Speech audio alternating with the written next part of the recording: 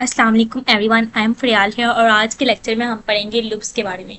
Loops क्या होते हैं और हम कौन कौन से लूप्स पढ़ेंगे और आज हम किस लूप को सीख रहे हैं वो हम देखेंगे। लूप्स वो होते हैं जब हम किसी टास्क को बार बार रिपीट करवाना हो। जब फॉर एग्जांपल अगर मैं कहूँ कि मुझे 10 स्टूडेंट्स का नाम प्रिंट करवाना है, तो मैं क्या उन 10 स्टूडेंट के नाम के आगे पहले प्रिंट लिखूंगी, उस नाम को प्रिंट करवाऊंगी। मतलब 10 स्टूडेंट्स एक ही स्कूल के हैं और मैंने उस स्कूल का नाम प्रिंट करवाना है, ठीक है, 10 स्कूल्स की आईडी, 10 स्टूडेंट्स की आईडी के आगे। तो क्या मैं बार बार स्कूल की आईडी लिखूंगी या फिर एक ही बार कोई ऐसी कंडीशन लगा दूंगी मुझे 10 बार स्कूल का नाम प्रिंट हो जाएगा। बिल्कुल ऐसे ही जब हमने बहुत सी चीज़ें, बहुत सारे नंबर्स, बहुत सारी मल्टीपल कंडीशंस को टैकल करना होता है और उनको रिपीटेडली प्रिंट करवाना होता है, तो हम वाइल लूप का इस्तेमाल करते हैं। वाइल तब प्रिंट होता है जब हमारे पास कंडीशन ट्रू हो। अगर कंडीशन फॉल्स है तो कुछ भी एग्जीक्यूट नहीं होगा।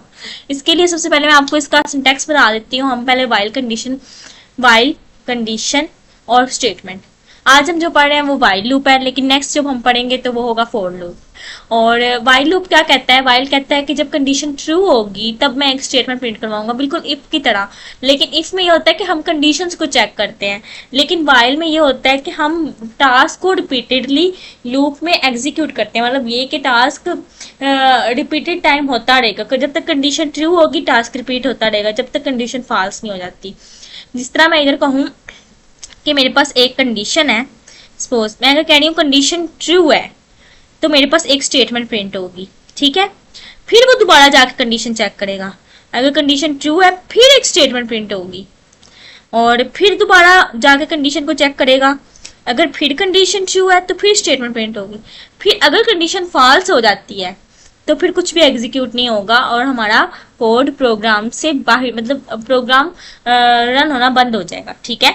अब मैं आपको एक छोटी सी एग्जांपल देती हूँ। अगर मैं चाहूँ कि मुझे बहुत सारे नंबर एक साथ प्रिंट करवाने हैं, सपोज मैं कह रही हूँ कि मैंने अपना नाम 100 बार प्रिंट करवाना है, या फिर कोई नंबर है कि मैं चाहती हूँ कि मुझे ज़्यादा मेहनत ना करनी पड़े और 1000 तक नंबर आसानी से प्रिंट हो जाए, तो वो कैसे होंगे? उसके लिए हम वाइल लूप यूज़ करते हैं। मतलब हमें जब large amount of quantities, large amount of चीज़ों को देखना होता है, जिन जिन जिन प्रोग्राम्स में रिपीटेडली एक काम बार बार हो रहा है। अब देखो नंबर प्रिंट हो रहा है, बार बार ही काम हो रहा है, कभी एक नंबर प्रिंट हो रहा है, कभी दूसरा, कभी तीसरा, बिल्कुल इस तरह। अब मैं इधर एक वेरिएबल लूंगी, सपोज मैं कह रही हूँ एन इज इक्वल टू मेरा नंबर है, ठीक है। नंबर मेरा कहाँ से, उसने मुझे कहा है प्रिंट करो नंबर फ्रॉम 1 to 5। मैं पहला नंबर ले लिया, ठीक है। अब मैं एक कंडीशन लगा दूंगी। क्या कंडीशन लगाऊंगी? कि मेरा पहला नंबर तो है वो 1 है। दूसरा नंबर, वाइल जब तक number number less than equal to 5 है, मतलब ये कि नंबर जब तक 5 भी है और लेस देन इक्वल भी है, तब तक हमारे पास क्या प्रिंट हो? प्रिंट क्या हो? नंबर। प्रिंट क्या हो? नंबर। और हम नंबर को क्या कर देंगे? N is equal to n plus 1।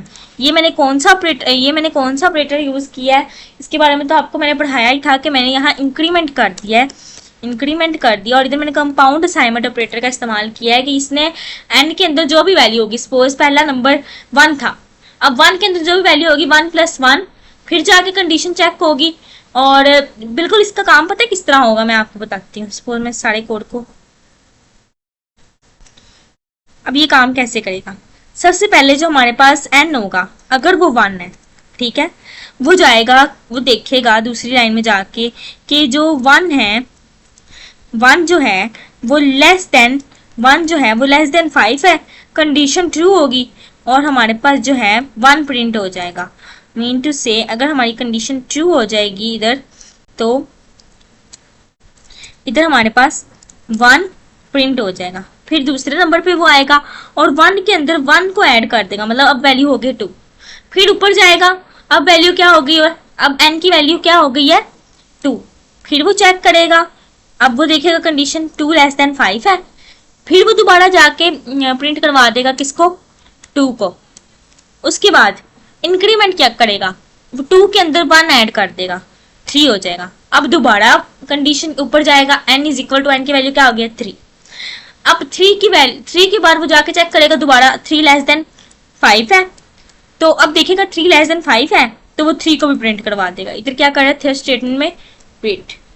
फिर दोबारा इधर आएगा, 3 में 1 ऐड कर देगा, इंक्रीमेंट हो रहा है ना, तो ये 4 हो जाएगा, ठीक है।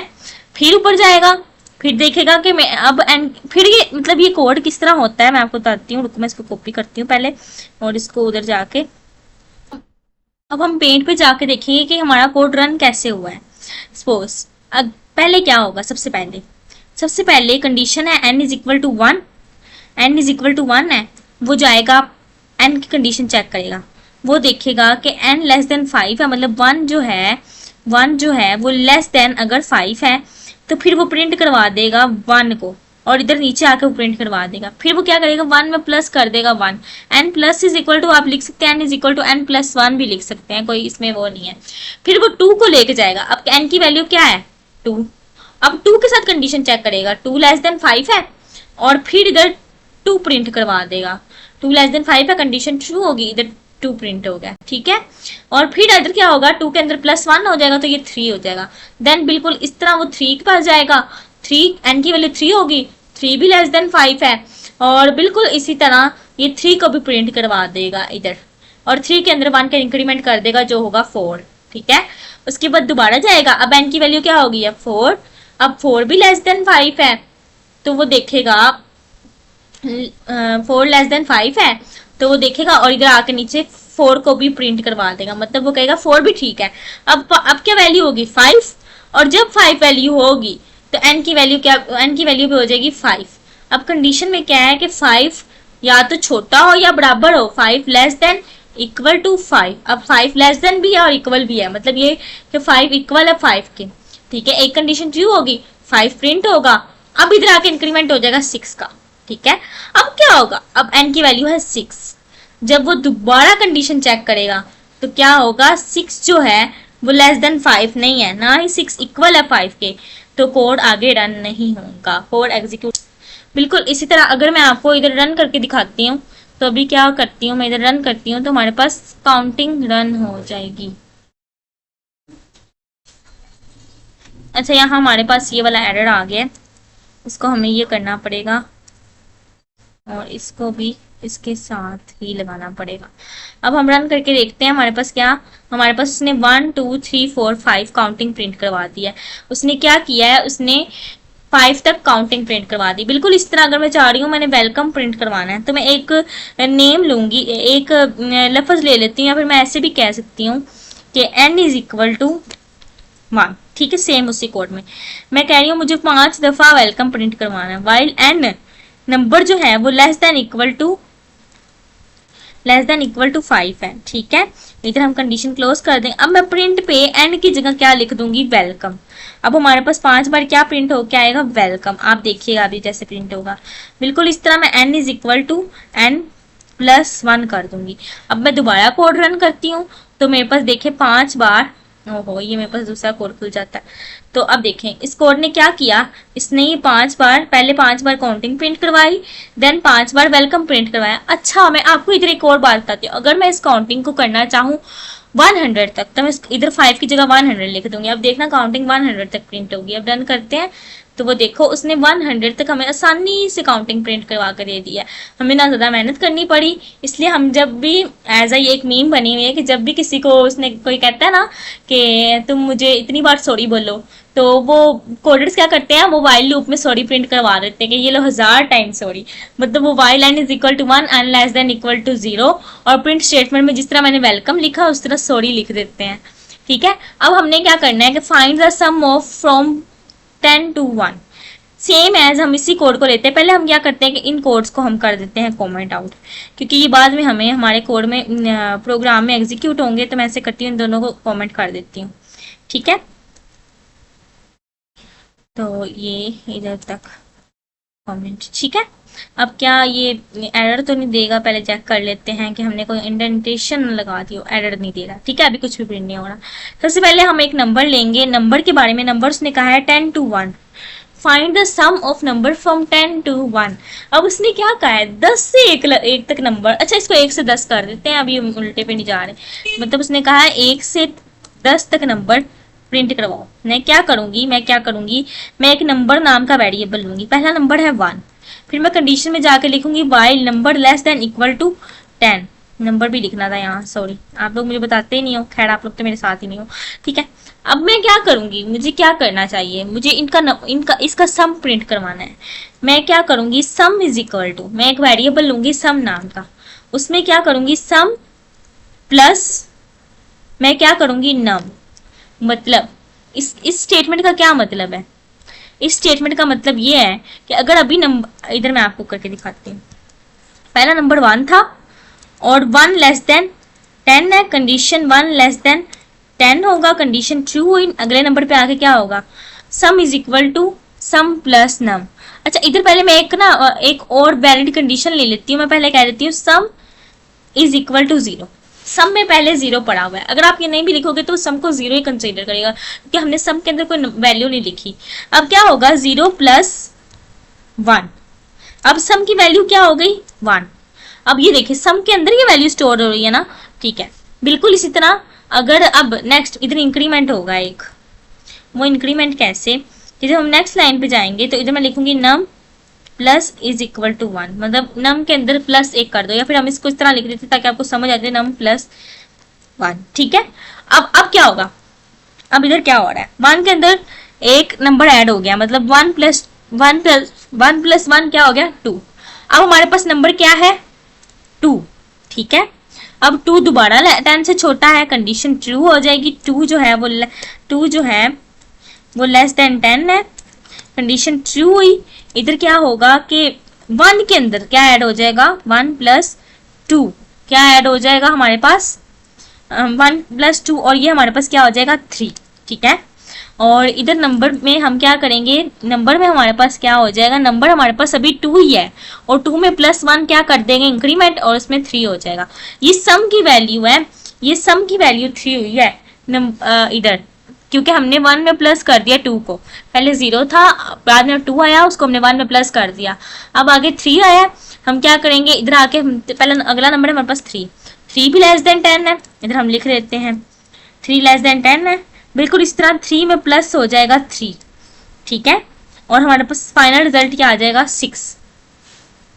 और अब क्या वैल्यू हो गई है 4, मतलब पहले 3 था, नंबर को इंक्रीमेंट किया, क्या हो गया 4, अब दोबारा यहाँ 4 होगा, बिल्कुल इस तरह ये कोड चलता रहेगा। अब मैं इसको रन करके दिखाती हूँ, बल्कि अभी नंबर प्रिंट नहीं होगा, हमें नीचे क्या लिखना पड़ेगा, प्रिंट स्टेटमेंट।